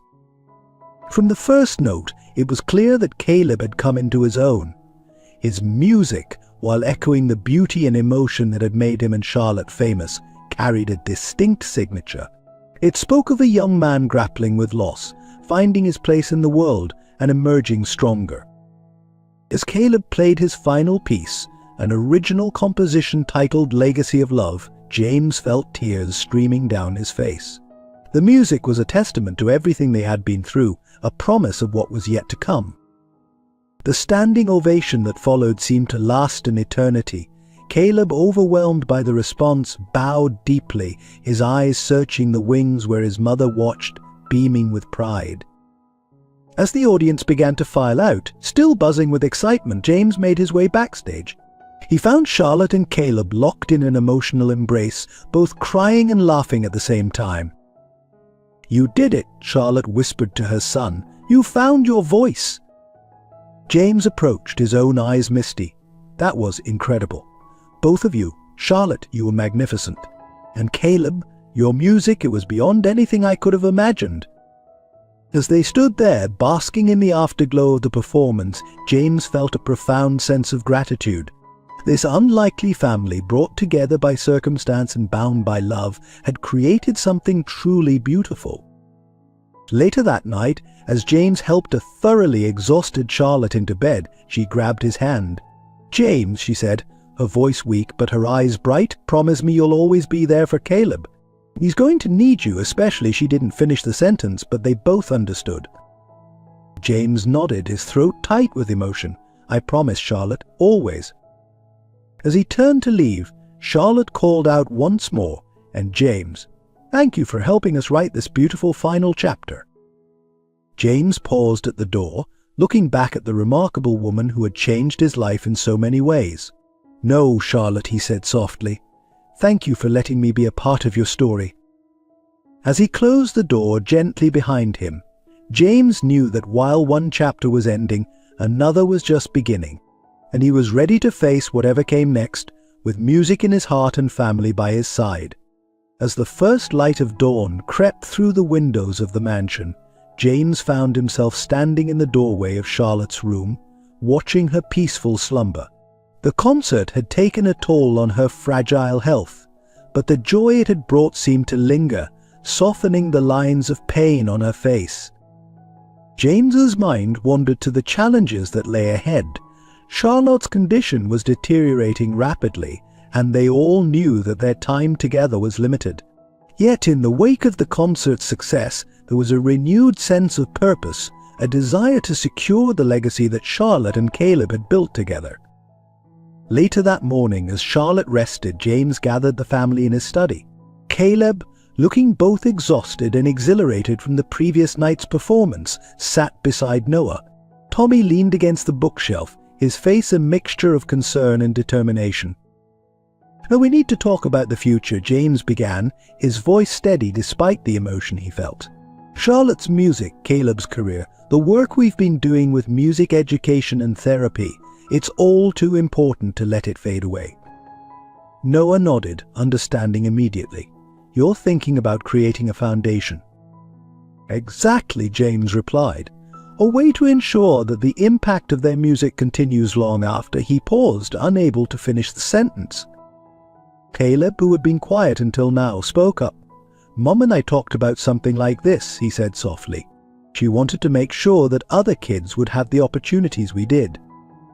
Over the next few hours, they brainstormed ideas for what would become the Charlotte and Caleb Davies Music Foundation. Its mission would be multifaceted, supporting young musicians from underprivileged backgrounds, funding music therapy programs in hospitals, and continuing the advocacy work for music education in schools. As they discussed the details, James couldn't help but marvel at how far they had all come. He, once a ruthless businessman focused solely on profit, was now passionately planning a philanthropic endeavor. Noah, the seasoned music producer, was suggesting innovative ways to use technology to reach more children with music education. And Caleb, no longer just a child prodigy, was offering insightful ideas about how to structure the foundation's programs. Tommy, who had been listening intently, suddenly spoke up. "I want to help too," he said, his voice firm. "You know, I'm not a musician, but maybe I could work with kids who are struggling, use my experience to show them how music can be a lifeline." James felt a surge of pride for his brother. "That's a wonderful idea, Tommy. Your perspective would be invaluable." As the day wore on, their plans began to take shape. They decided to start with a series of benefit concerts, featuring Caleb and other prominent musicians who had been touched by Charlotte's story. The proceeds would form the initial funding for the foundation. Noah suggested creating a digital platform where aspiring musicians could access lessons and mentorship from established artists. "We could call it Charlotte's Melody Makers," he said, a soft smile on his face. Caleb, inspired by the discussion, began to sketch out ideas for a music therapy program that could be implemented in children's hospitals across the country. His eyes shone with enthusiasm as he explained his vision, reminding James so much of Charlotte in that moment. As evening approached, they took a break, each feeling a mix of exhaustion and excitement. James went to check on Charlotte, finding her awake and alert. "How are you feeling?" he asked gently, sitting beside her bed. Charlotte smiled, reaching for his hand. "I heard voices. You've been planning something, haven't you?" James nodded, filling her in on the day's discussions. As he spoke, he watched Charlotte's face light up with joy and pride. "It's perfect," she whispered, tears glistening in her eyes. "This is exactly what I hoped for. A way for our music to keep touching lives, even when I'm—" "Charlotte," James interrupted, his voice thick with emotion, "your music, your spirit, they're going to live on forever through this foundation. We'll make sure of it." Charlotte squeezed his hand weakly. "I know you will, James. You've become the heart of this family, you know." I couldn't have wished for a better guardian for Caleb, a better steward for our legacy. As James left Charlotte's room that night, he felt a renewed sense of purpose. The road ahead would be challenging, managing Caleb's career, launching the foundation, all while navigating the inevitable grief that loomed on the horizon. But he knew they would face it together as a family. In the quiet of his study, James looked at the photo of Hannah that still sat on his desk. "I hope I'm making you proud," he whispered to her image. "I think I finally understand what truly matters in life." As he turned out the light, the faint sound of Caleb playing the piano drifted through the house, a new melody full of hope and promise. James smiled to himself, knowing that while one chapter was coming to a close, a beautiful new one was just beginning. The legacy of love and music that Charlotte had created would live on, touching lives and healing hearts for generations to come. The late afternoon sun cast long shadows across the driveway as a sleek car pulled up to the mansion. Marcus stepped out, his designer suit a stark contrast to the casual atmosphere of the home. He paused for a moment, taking in the sight of the place where his son had grown up without him. Inside, Caleb was in the middle of a practice session when James interrupted gently. "Caleb, there's someone here to see you." Curiosity piqued, Caleb followed James to the living room. His steps faltered when he saw Marcus standing there, looking both out of place and oddly vulnerable. "Dad," Caleb's voice was a mix of surprise and uncertainty. Marcus stepped forward, his usual confidence noticeably absent. "Hello, Caleb, you've grown so much." An awkward silence fell over the room. James, sensing the tension, placed a supportive hand on Caleb's shoulder. "Would you like some privacy?" he asked softly. Caleb shook his head. "No, it's okay. Uncle James can stay." Marcus's eyes flicked to James, a flash of something, jealousy perhaps, crossing his face before he composed himself. "I've been following your career, Caleb. Your music, it's extraordinary." "Thanks," Caleb replied, his tone guarded. "Why are you here, Dad?" Marcus took a deep breath. "I know I have no right to be here to ask anything of you. But I want to make amends. To be a part of your life if you'll let me." Caleb's expression remained neutral, years of emotions bubbling just beneath the surface. "And Mom, have you been to see her?" A look of pain crossed Marcus's face. "Not yet. I wasn't sure if I'd be welcome." James, who had been silent until now, spoke up. "Charlotte's condition is fragile, Marcus. Any upset could be detrimental to her health." Marcus nodded, understanding the unspoken warning. "I know, I needed to see Caleb first." To try to explain.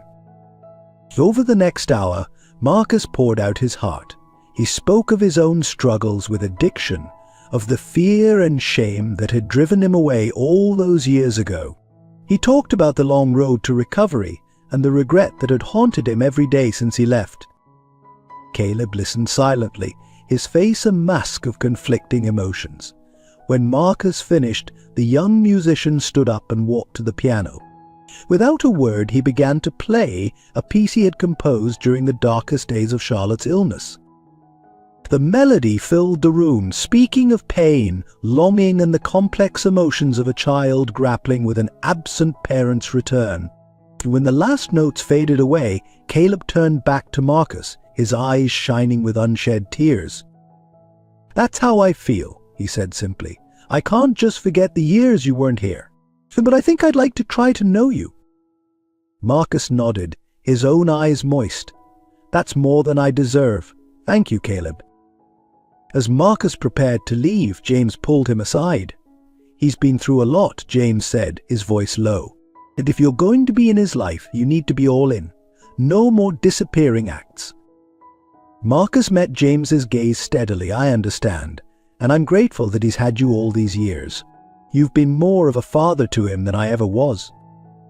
Over the following weeks, Marcus became a cautious presence in their lives.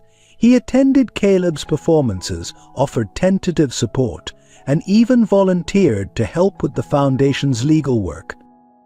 Charlotte, when she was finally told of Marcus's return, reacted with a grace that surprised everyone. "Life's too short for bitterness," she told Caleb. If having a relationship with your father brings you peace, then I'm happy for you."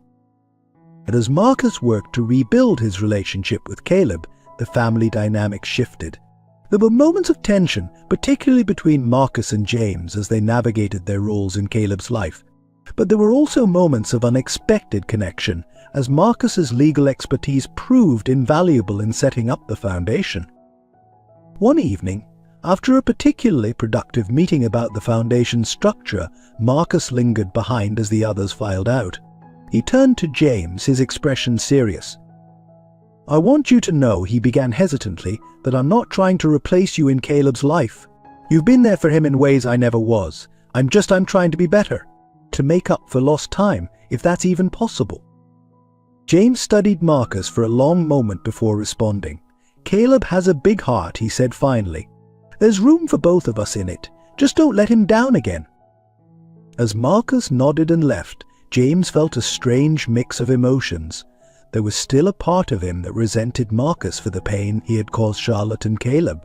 But there was also a growing recognition that people could change, that redemption was possible.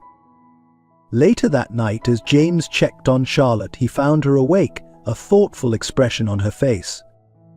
"What's on your mind?" he asked, sitting beside her bed. Charlotte smiled softly. "I was just thinking about forgiveness. About how it frees not just the forgiven, but the forgiver too." James nodded, understanding the weight of her words. As he sat there, holding Charlotte's hand and listening to the distant sound of Caleb, playing a new composition, one that seemed to speak of healing and new beginnings, James realized that their unconventional family had grown once again. The road ahead would not be easy. There would be challenges as they all adjusted to Marcus's presence, as they continued to navigate Charlotte's illness, as they worked to build the foundation. But James felt a sense of hope. They had weathered so much already, and together they would face whatever came next. As the music drifted through the house, James closed his eyes, feeling grateful for the twists of fate that had brought them all together. In the end, it wasn't about perfection or the absence of struggle. It was about love, forgiveness, and the healing power of music that continued to bind them all. As we draw this chapter to a close, we hope that Charlotte, Caleb, and James's journey has touched your heart as deeply as it has touched ours. Their story of love, resilience, and the transformative power of music reminds us of the beauty that can emerge from life's greatest challenges. If this tale has resonated with you, if it stirred emotions or perhaps even inspired you in some way, we'd be honored to hear from you. Your feedback not only encourages us, but also helps us understand what stories truly connect with our audience. So, if you've enjoyed this narrative and would like to experience more stories that explore the depths of human emotion, the strength of family bonds, and the healing power of art, we invite you to leave a comment with the number 1. Your 1 in the comments will be a beacon, guiding us to create more content that speaks to your heart and celebrates the indomitable human spirit. It's a simple gesture that means the world to us and helps shape the stories we'll share in the future. Thank you for joining us on this emotional journey. We look forward to hearing from you and to continuing to bring you stories that inspire, move, and remind us all of the extraordinary resilience of the human heart. Noah stood at the window of his newly renovated studio, gazing out at the city skyline. The view was different now, both literally and figuratively. Gone were the sleek high-rises of the corporate music world. In their place was a more modest, but infinitely more fulfilling landscape. As he turned back to his desk, his eyes fell on a framed photo of Charlotte and Caleb. A bittersweet smile crossed his face as he remembered the journey that had led him to this point. The pressure, the burnout, the soul-searching, it all seemed like a lifetime ago. A knock at the door interrupted his reverie. "Come in," he called. James entered, a warm smile on his face. "How's the new place treating you, Noah?" Noah grinned, gesturing around the room. "It's perfect. Smaller, sure, but it feels right. Like I'm finally doing what I was meant to do." The two men sat down, the ease of their friendship evident in their relaxed postures. They had been through so much together, and their bond had only grown stronger. So James began, leaning forward. "Tell me about this new venture of yours. How's it going?" Noah's eyes lit up with enthusiasm. "It's challenging, but in all the right ways. We've got 10 young musicians signed on already, all from underprivileged backgrounds. Talented kids who never would have had a shot in the mainstream industry." As Noah spoke, detailing his plans for nurturing these young artists and helping them develop their craft without the pressures of commercial success, James couldn't help but marvel at the transformation in his friend. Gone was the stressed, profit-driven producer. In his place was a man truly passionate about music and mentorship. "And the best part," Noah continued, "is that we're integrating music education and therapy into everything we do. These kids aren't just learning how to be performers, they're learning how to use their talents to make a real difference in their communities." James nodded approvingly. "Sounds like you found your calling, Noah, I know." Noah's expression softened. "I couldn't have done it without you all. Charlotte, Caleb, you showed me what really matters in this business. It's not about the charts or the awards. It's about the lives we touch with music." As they continued to chat, discussing the Foundation's latest projects and Caleb's upcoming performances, Noah felt a deep sense of contentment. He had taken a risk, stepping away from the familiar world of mainstream music production, but it had paid off in ways he could never have imagined. Later that afternoon, Noah visited a local community center where one of his young proteges was giving a performance for children from low-income families. As he watched the young girl pour her heart into her music, seeing the rapt faces of the children in the audience, Noah felt a lump form in his throat. This was why he had made the change. This was the impact he had always wanted to have but had lost sight of in the glitz and glamour of the industry. So the performance ended and the children crowded around the young musician, eager to ask questions and share their own dreams. Noah felt a tap on his shoulder. He turned to find Caleb standing there, a knowing smile on his face. "Feels good, doesn't it?" Caleb said softly, "to see music changing lives like this." Noah nodded, unable to speak for a moment. When he found his voice, he said, "Your mom would be so proud, Caleb, of you, of all of this. We're carrying on her legacy in the best way possible." Caleb's eyes misted over, but his smile remained. "She is proud, Uncle Noah. I can feel it. And I'm proud of you too, for following your heart, for helping these kids find their voices." As they left the community center together, discussing plans for future collaborations between Caleb and Noah's young artists, Noah felt a renewed sense of purpose. The road ahead would have its challenges, sure. Building something new always did. But he was ready to face them, inspired by Charlotte's memory and the knowledge that he was making a real difference. That night, as Noah sat in his small but cozy apartment, working on arrangements for an upcoming charity concert, he paused for a moment. He closed his eyes, listening to the faint sounds of the city outside. In the quiet, he could almost hear Charlotte's voice, singing softly, encouraging him to keep going, to keep spreading the healing power of music. With a smile, Noah opened his eyes and returned to his work. He had found his new direction, his true calling. And in doing so, he had not only honored Charlotte's memory, but had also rediscovered the joy and purpose that had drawn him to music in the first place. The future was bright, full of promise and potential, and Noah was ready to face it, one note at a time, helping young musicians find their voices and use them to change the world. The grand ballroom of the United Nations headquarters buzzed with anticipation. Delegates from around the world, music industry leaders and education policymakers filled the seats, all gathered for the International Music Education Summit. At the center of it all stood Caleb, now a poised young man ready to deliver the keynote address. James watched from the wings, his heart swelling with pride. It seemed like only yesterday that Caleb was a small boy playing on a broken keyboard. Now he was about to address world leaders on the importance of music education. As Caleb stepped up to the podium, a hush fell over the crowd. He took a deep breath, his eyes scanning the room before settling on James with a small, grateful smile. Distinguished guests, fellow musicians, educators, Caleb began, his voice clear and confident. We are here today united by a common belief that music has the power to transform lives, to heal, to educate, and to bring people together. As Caleb spoke, sharing personal anecdotes and hard data on the benefits of music education, James couldn't help but reflect on the journey that had brought them here.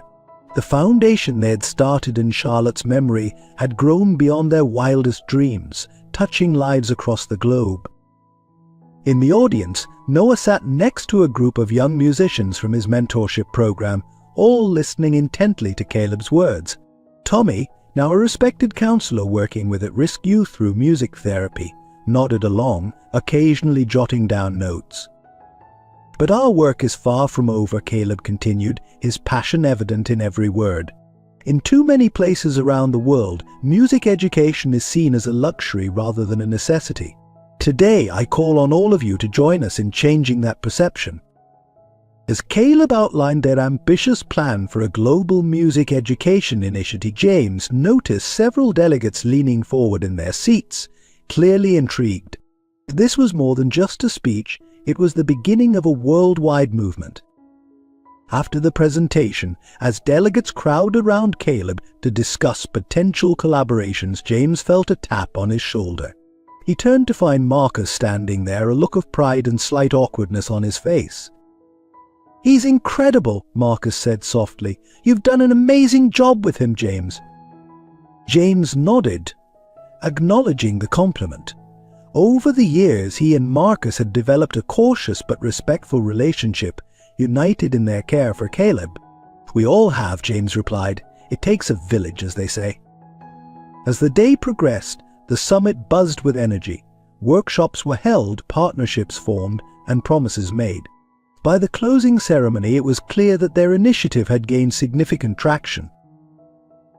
That evening, as the team gathered in James's hotel suite to celebrate, the atmosphere was one of jubilant exhaustion. Caleb, still riding the high of the day's success, couldn't stop smiling. "I wish Mom could have seen this," he said softly, a hint of sadness in his voice. Noah raised his glass. "She did see it, kid. She's been with us every step of the way." As they toasted to Charlotte's memory and the future of their foundation, James felt a profound sense of fulfillment. They had taken a personal tragedy and turned it into a force for global good. The next morning, as they prepared to head home, James received a call from the UN Secretary-General's office. Their initiative had been officially endorsed, with a commitment to implement music education programs in conflict zones and underprivileged areas worldwide. As James shared the news with the team, the reality of what they had achieved began to sink in. This wasn't just about honoring Charlotte's memory anymore, it was about changing the world through the power of music. On the flight home, Caleb sat next to James, both lost in thought. "Uncle James," Caleb said suddenly, "do you think we're doing enough? There's still so much more we could do." James smiled, recognizing the same drive and passion that had always burned in Charlotte. "We're doing amazing things, Caleb, but you're right, there's always more to do. And we'll do it together, one step at a time." As the plane soared above the clouds, James looked out the window, marveling at how far they had come. From a small family bound by tragedy and music, they had grown into a global force for change. He thought of Charlotte, of her dream to make the world a better place through music. In that moment, high above the earth, James felt certain that wherever she was smiling down on them, proud of the legacy they had built in her name. The journey wasn't over in many ways, it was just beginning. But as James looked at Caleb, already jotting down ideas for their next project, he knew that they were ready for whatever challenges lay ahead. Together they would continue to spread the healing power of music, touching lives and changing the world, one note at a time. Caleb stood at the window of his New York apartment, his fingers absently tapping out a melody on the glass. The city skyline glittered before him, a testament to the dreams and ambitions of millions. Yet his mind was far away, grappling with a decision that could change the course of his life. A letter lay open on his desk. The official seal of the Royal Academy of Music in London prominently displayed at the top. It was an invitation, a prestigious opportunity to join their advanced composition program for a year. The program was known for launching careers, for pushing musicians to their creative limits. It was, in many ways, a dream come true. But the timing couldn't have been more complicated. A soft knock at the door interrupted his thoughts. "Come in," he called, turning from the window. James entered, his face a mixture of concern and curiosity. "You've been quiet all day, kiddo. I'd want to talk about it." Caleb sighed, gesturing to the letter. As James read it, Caleb watched his expression change from surprise to pride and then to understanding. "This is an incredible opportunity, Caleb," James said softly, "but I can see why you're torn." Caleb nodded, sinking into a chair. "It's everything I've ever wanted professionally. But it means leaving everything here." James finished for him. "The foundation, your mom's treatments, the music therapy programs we've just started." The weight of responsibility sat heavily on Caleb's young shoulders. At just 18, he had already accomplished more than many musicians twice his age. The foundation, born from his mother's legacy, was making real change in the world. And Charlotte, though stable, still needed regular treatments and support. "I feel selfish for even considering it," Caleb admitted, his voice barely above a whisper. "Mom sacrificed so much for me. How can I just leave?" James sat beside him, placing a comforting hand on his shoulder. "Your mom would want you to follow your dreams, Caleb. You know that. But what about everything we've built? The kids in the music therapy program. They're counting on me." And the conversation continued late into the night, weighing pros and cons, exploring possibilities. James listened patiently, offering advice when asked, but mostly providing a supportive presence as Caleb worked through his thoughts. Over the next few days, Caleb sought counsel from others close to him. Noah, with his industry experience, emphasized the career boost the program could provide. And he added wisely, success isn't just about accolades, it's about fulfillment. Tommy, drawing from his own experiences of missed opportunities, encouraged Caleb to seize the moment. "Life is short, kid. Sometimes you have to take risks." It was a conversation with Charlotte that finally brought clarity. Sitting by her bedside, Caleb poured out his heart, expressing his dreams and his fears. Charlotte listened, her eyes filled with love and understanding. When Caleb finished, she took his hand in hers. "Sweetheart," she said softly, "music is your gift to the world, but it's also your journey. This opportunity, it's a chance to grow, to explore, to become the artist you're meant to be." "But what about you? The foundation?" Caleb asked, his voice thick with emotion. Charlotte smiled. "We'll be right here, cheering you on. The foundation is bigger than just one person now. It's a movement, and as for me, knowing you're out there following your dreams, that's the best medicine I could ask for." In that moment, looking into his mother's eyes, Caleb felt a shift. The guilt and uncertainty began to melt away, replaced by a sense of purpose and excitement. The decision made, the next few weeks were a whirlwind of preparation. James threw himself into restructuring the foundation's programs to accommodate Caleb's absence. Noah helped arrange collaborations that would allow Caleb to contribute remotely to ongoing projects. As the day of departure drew near, Caleb found himself in the family's music room, seated at the piano that had been the heart of so many memories. His fingers moved across the keys, playing a melody that spoke of farewells and new beginnings. James stood in the doorway listening. When the last notes faded, he spoke. "That's beautiful. New composition." Caleb nodded. "It's called Wings to Fly," I thought. Maybe it could be the theme for the foundation's next big project. James smiled, recognizing the title from Charlotte's old sheet music. "It's perfect." On the day Caleb left for London, the entire extended family gathered at the airport. There were tears and hugs, promises to call and write. As Caleb prepared to go through security, he turned back one last time. Charlotte, seated in her wheelchair but looking stronger than she had in months, blew him a kiss. "Go show the world what you can do, my love." James stood beside her, his arm protectively around her shoulders. "We're so proud of you, Caleb. Remember, no matter where you are, you're never alone, we're family." As Caleb walked towards his gate, his heart was full. He was stepping into the unknown, chasing his dreams while carrying the love and support of his family with him. The road ahead would be challenging, but he was ready. In his pocket, he carried a small photo, a snapshot of the entire family, taken at the last foundation event. It was a reminder of where he came from and what he was working towards. As the plane took off, soaring over the city he called home, Caleb looked out the window. The world stretched out before him, full of possibilities. He was ready to spread his wings and fly, knowing that no matter how far he went, the music and the love of his family would always guide him home. As the crisp autumn air swirled fallen leaves across the courtyard of the grand estate, James stood at the window of his study, a steaming cup of coffee in hand. The past few months had been a whirlwind of change and adaptation since Caleb's departure for London. Though pride filled his heart at the young man's pursuit of his dreams, James couldn't deny the void left in Caleb's absence. A gentle knock at the door roused him from his reverie. "Come in," he called, turning to see Noah enter, a stack of papers tucked under his arm. "Morning, James," Noah greeted, his voice carrying a mix of excitement and trepidation. "I've got the latest reports from the Foundation. I think you'll want to see this." As Noah spread the documents across James's desk, the two men pored over financial statements, program evaluations, and impact assessments. The Foundation, born from Charlotte's vision and nurtured by their collective efforts, had grown beyond their wildest expectations.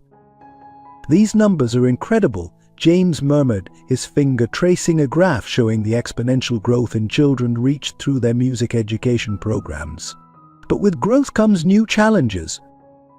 Noah nodded, his expression serious. "That's what I wanted to discuss. We're at a crossroads, James. The Foundation has outgrown its current structure. If we want to continue expanding, to reach more kids and make a bigger impact, we need to think bigger." James leaned back in his chair, his mind racing with possibilities. "What are you proposing?" "I think it's time for us to step into the corporate world," Noah said, his eyes gleaming with the excitement of a new venture. "Not to become profit-driven, but to leverage corporate structures and partnerships to amplify our impact." As they discussed the possibilities, creating a social enterprise arm of the Foundation, partnering with major corporations for funding and distribution channels, even exploring the idea of a record label dedicated to young, socially conscious artists, James felt a familiar spark ignite within him.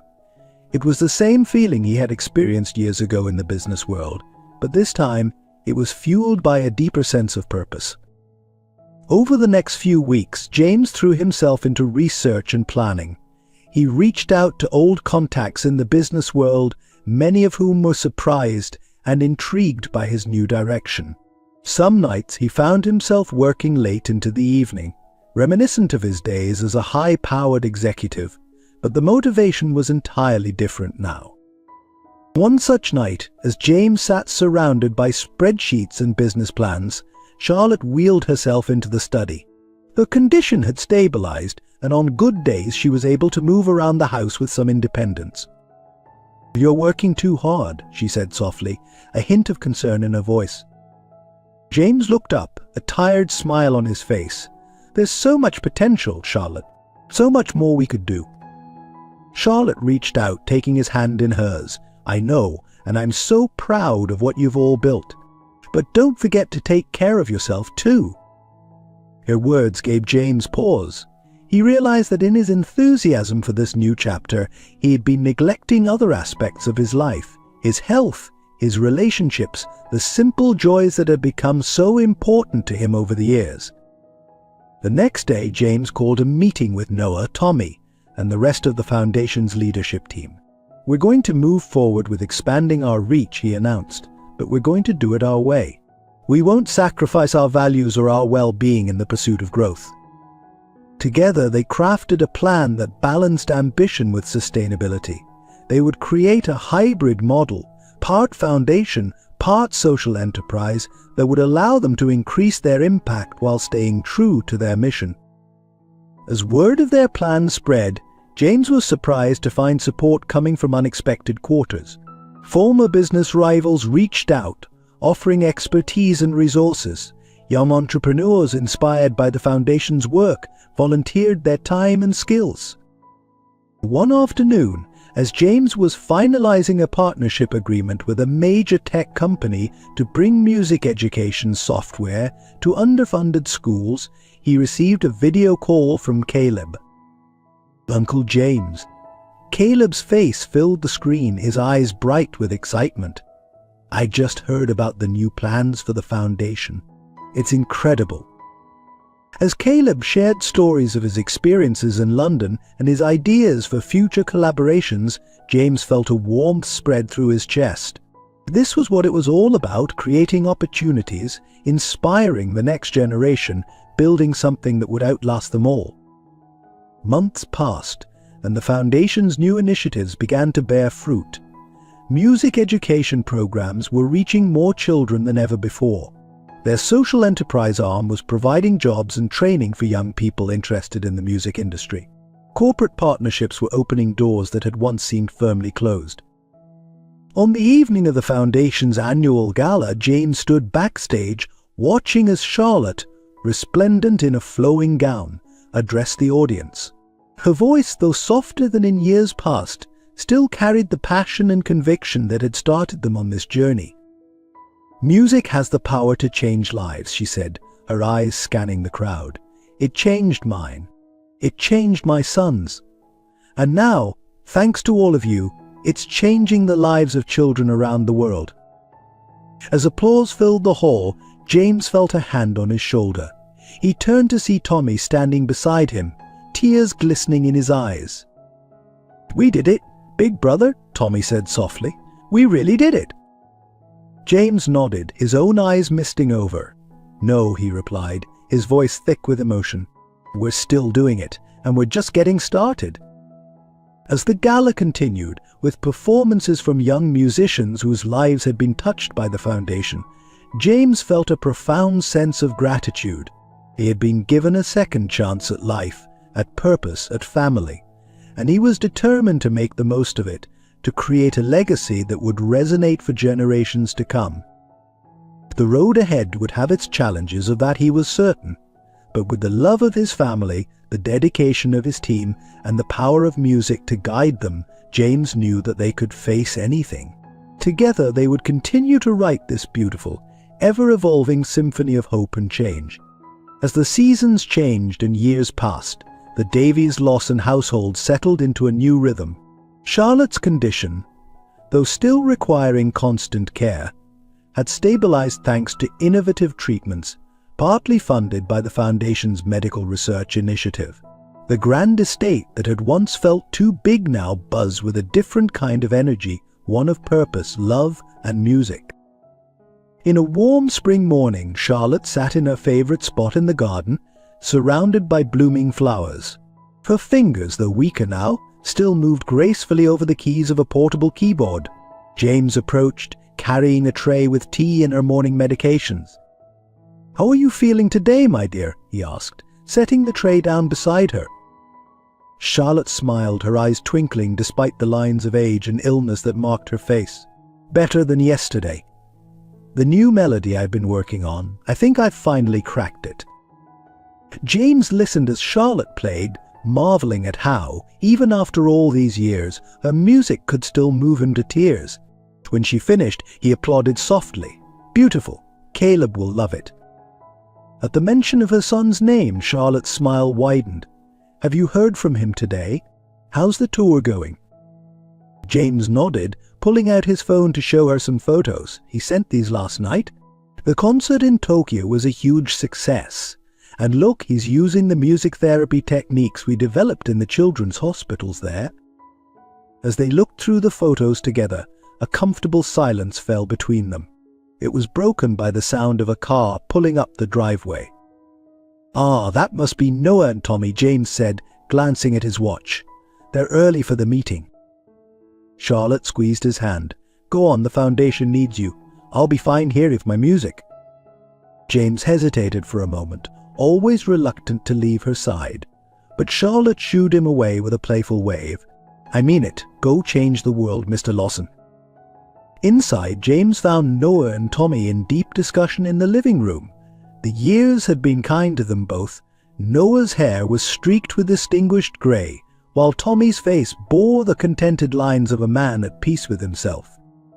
"James," Noah greeted warmly, "we've got some exciting news about the latest expansion of the music education program." As the three men delved into discussion about new initiatives, funding strategies, and the ever-growing impact of their work, James couldn't help but reflect on how far they'd all come. The foundation, once a small tribute to Charlotte's legacy, had grown into a global force for change. Midway through their meeting, James's phone buzzed with a video call. Caleb's face appeared on the screen, flushed with excitement. "Uncle James, is Mum there? I've got amazing news." Charlotte was quickly brought in, and the family gathered around the phone. Caleb, his eyes shining, shared his latest triumph. He'd been invited to compose for a major international peace conference, bringing together world leaders through the universal language of music. As Caleb spoke animatedly about his plans, describing how he wanted to incorporate elements from various cultural traditions into his composition, James watched Charlotte's face. Her eyes glistened with pride and love, and in that moment, James saw the same young woman who had once played in small clubs, dreaming of changing the world through her music. After the call ended, the mood in the room was jubilant. Tommy raised an impromptu toast with their teacups. To Caleb, to the foundation, to the power of music. As the day wore on and the meeting concluded, James found himself back in the garden with Charlotte. The setting sun painted the sky in hues of pink and gold, a fitting backdrop to the melody Charlotte was softly playing. "You know," Charlotte said, her fingers still moving over the keys, "sometimes I can hardly believe this is our life. All those years ago, when I was a struggling single mom, I never could have imagined this." James took her hand, bringing it to his lips for a gentle kiss. "You made this happen, Charlotte. Your love, your music, it started everything." Charlotte leaned her head against his shoulder. "We made it happen, all of us together." As twilight settled over the estate, the soft notes of Charlotte's piano mingled with the chirping of evening birds. Inside, Noah and Tommy were engaged in an animated discussion about future projects. Somewhere across the world, Caleb was preparing to take the stage, carrying his family's legacy of love and music with him. James closed his eyes, savoring the moment. Their journey had been filled with ups and downs, triumphs and tragedies. But through it all, the power of music and the strength of their unconventional family had seen them through. As Charlotte began to play a familiar tune, the song of the soul that had brought them together all those years ago, James felt a profound sense of gratitude wash over him. This was their life now, not perfect, not without challenges, but rich with love, purpose, and the endless possibilities that music could bring. The melody floated on the evening breeze, a testament to their past and a promise for their future. And as the stars began to twinkle in the darkening sky, James knew that whatever lay ahead, they would face it together, their family symphony continuing to play, one beautiful note at a time. As the golden light of a late summer afternoon filtered through the windows of the estate, an air of anticipation filled the house. Today marked a special occasion, a surprise collaboration that had been months in the making. James stood in the newly renovated music room, overseeing the final touches. State-of-the-art recording equipment blended seamlessly with the room's classic elegance, a perfect metaphor for the foundation's blend of tradition and innovation. Noah bustled about, his producer's instincts kicking in as he checked levels and adjusted microphones. "Everything's set," he announced, a hint of excitement in his voice. "This is going to be something special, James." Tommy entered, pushing Charlotte's wheelchair. Despite the toll her illness had taken, Charlotte's eyes sparkled with anticipation. "Is he here yet?" she asked, her voice soft but eager. As if on cue, the sound of a car pulling up the driveway reached their ears. James moved to the window, a smile spreading across his face as he watched Caleb step out, guitar case in hand. But it was the figure who emerged from the passenger side that made James's heart swell with emotion. Marcus, Caleb's biological father, stood hesitantly by the car, his posture a mix of nervousness and determination. Over the years, Marcus had worked hard to mend the relationships he had once broken, becoming a steady, if somewhat peripheral, presence in their lives. "They're here," James announced, turning to the others. "Places everyone. Let's make this a day to remember." As Caleb entered the room, his face lit up at the sight of the gathered family. "Mom," he exclaimed, rushing to Charlotte's side and enveloping her in a gentle hug, "you're looking wonderful." Charlotte cupped her son's face in her hands, her eyes misting over. "My beautiful boy, I've missed you so much." The reunion was warm and filled with laughter, but there was an undercurrent of nervous energy.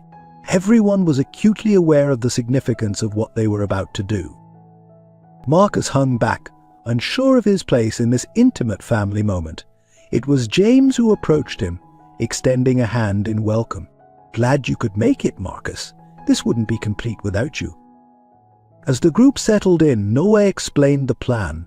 They were going to record a new version of Song of the Soul, the piece that had been the soundtrack to their family's journey. But this time it would feature all of them, each adding their own unique touch to the melody. Charlotte took her place at the piano, her fingers finding the familiar keys with practiced ease. Caleb sat beside her, guitar at the ready. James picked up a bass while Tommy settled behind a small drum kit. Noah stood ready at the mixing board, and Marcus looked lost. "Here," Caleb said softly, handing his father a tambourine.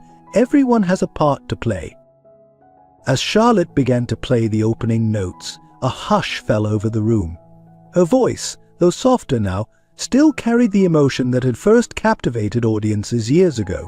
Caleb joined in, his guitar and voice blending perfectly with his mother's. James and Tommy added depth to the sound, their rhythm steady and sure, and Marcus, after a moment's hesitation, began to tap out a gentle beat on the tambourine, finding his place in the family symphony. As they played, years of joy and pain, laughter and tears, triumphs and setbacks seemed to flow through the music. It was more than just a song. It was the story of their lives, of the family they had built, of the love that had seen them through it all. When the final notes faded away, there wasn't a dry eye in the room. Noah, wiping his own tears, gave a thumbs up from behind the glass. That was perfect, he managed. Charlotte reached out, taking Marcus's hand in one of hers and James's in the other. "Thank you," she said softly, "all of you, for everything."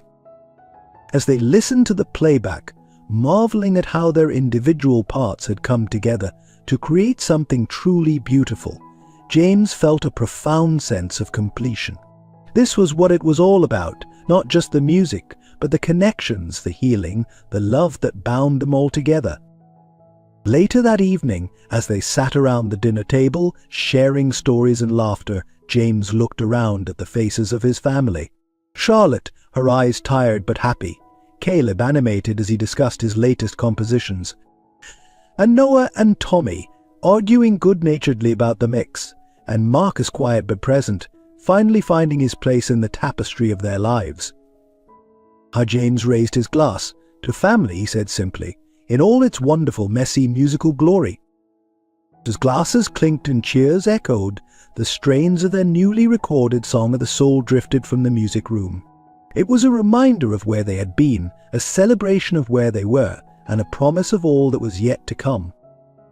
In that moment, surrounded by love and music, James knew that no matter what challenges lay ahead, they would face them together, for they had created something truly remarkable, a family bound not by blood, but by the enduring power of love and the eternal language of music.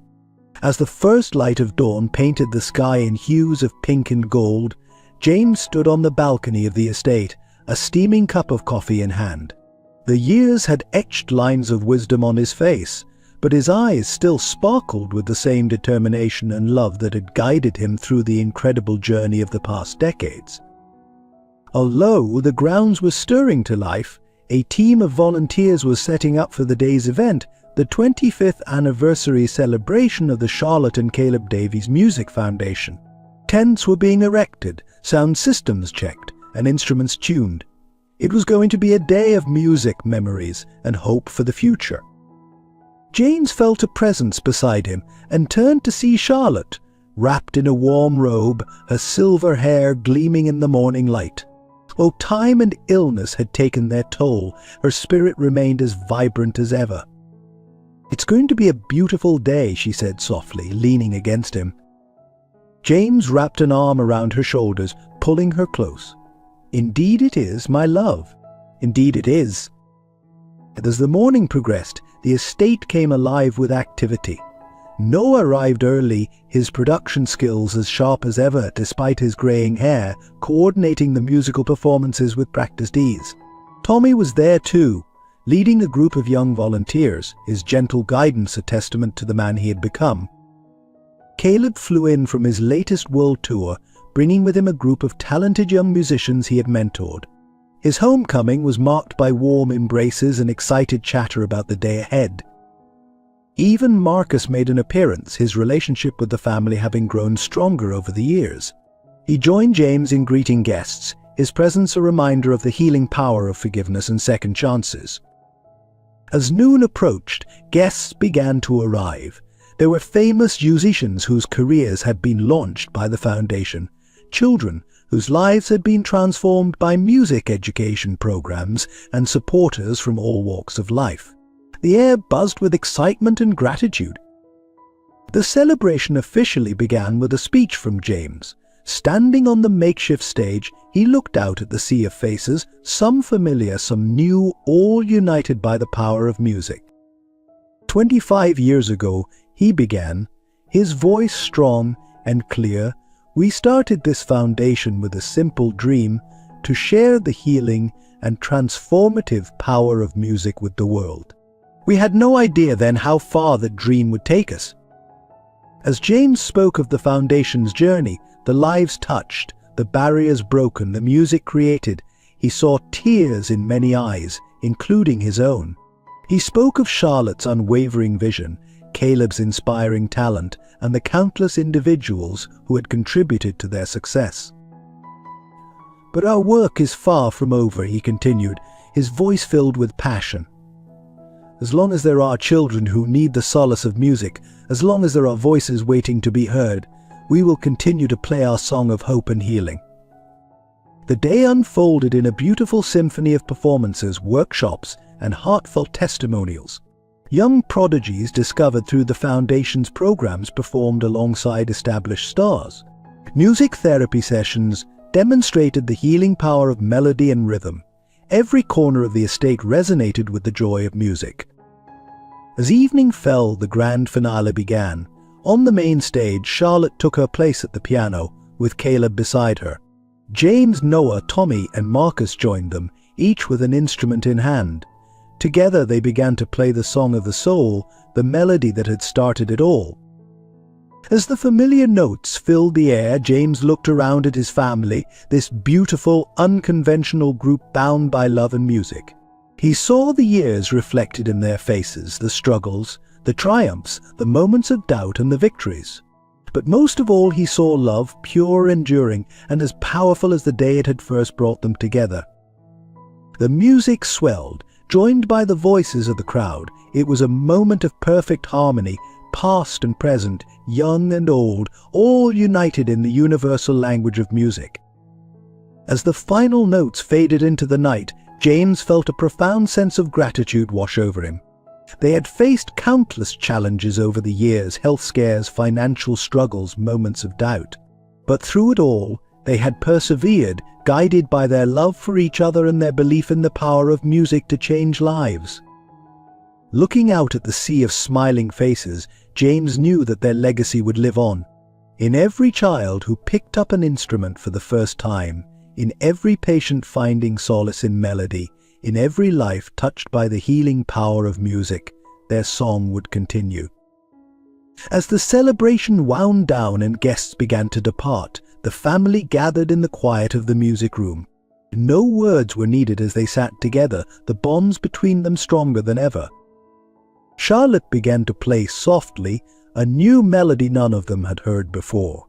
One by one, they joined in, Caleb with his guitar, James on the bass, Noah adding percussion, Tommy and Marcus finding their own rhythms. It was spontaneous, imperfect, and utterly beautiful, a true reflection of their journey together. As the improvised piece came to a close, Charlotte looked around at her family, her eyes shining with love and pride. "Thank you," she said simply, her voice filled with emotion, "for everything." James took her hand, squeezing it gently. "No, my dear, thank you, for showing us the true power of music and love." As they sat there in the quiet of the night, surrounded by the instruments and memories that had shaped their lives, James knew that this was just another chapter in their ongoing story. The melody of their lives would continue to evolve, to touch hearts, to heal wounds, and to bring joy. For in the end, that was the true legacy of their family, not just the foundation or the lives they had touched, but the enduring power of love expressed through music.